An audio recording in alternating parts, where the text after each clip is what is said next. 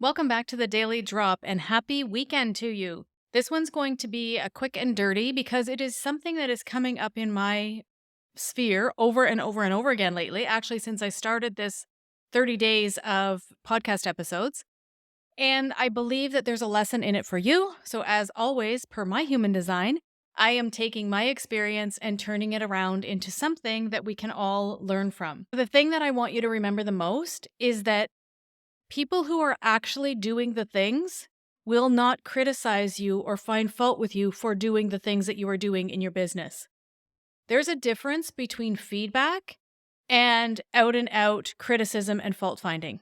And that's what I want to call out for you today so that you can watch for it and really separate yourself from feeling like you need to respond to some of the trolls that you're going to get as your business grows. New level, new devil, right? As your business grows, you have to be prepared to handle more of these situations. And I say that not to scare you, but just so that you can recognize it when it starts to happen and you can even celebrate it and go, hey, me, my business is growing. Somebody thinks I'm doing it wrong.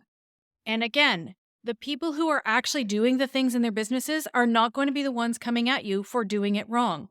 So, since I started this 30 days of podcast episodes, I have had 3 people reaching out to me and finding fault because I'm not doing enough of this type of content, the content that they want more of for free. I got something wrong, which, hello, we all get things wrong, or they found a mistake in the audio. All things that I don't really need to know. Because if I'm not serving you, you can find someone else who's serving you. You don't have to stay in my world. It's not my job to come up with all of the content for the things that are missing in your business.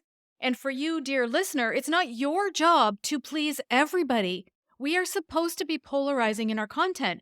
Our content is meant to draw our people to us like moths to a flame. They love us so much. And that doesn't mean they never give us feedback. You know, if you're a listener here, how much I deeply value your feedback. I take it. I have a speak pipe in my link that I want to hear from you. The caveat to that is you are my people. If you're listening to this podcast, you are my people.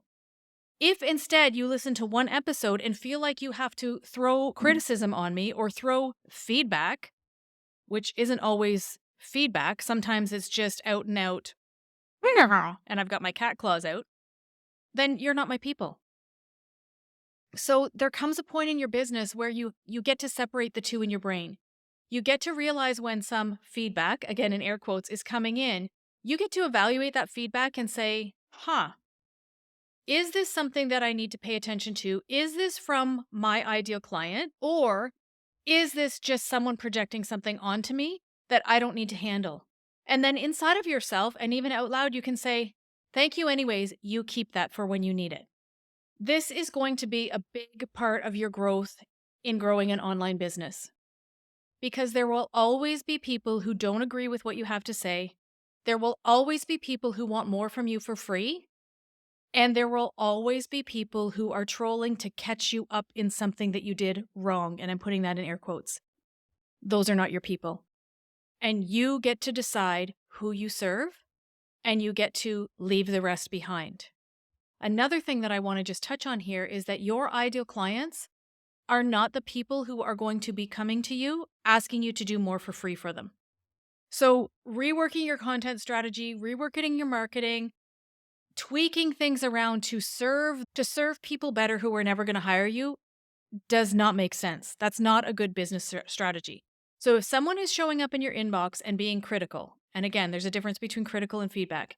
If someone is showing up in your business asking for more free stuff, and I don't mean giving you a suggestion for an episode. I don't mean saying, hey, have you ever thought about this? I listened to this episode and I would love to know the next step for this. I don't mean something like that. I mean out and out like, you don't do enough for this human design type.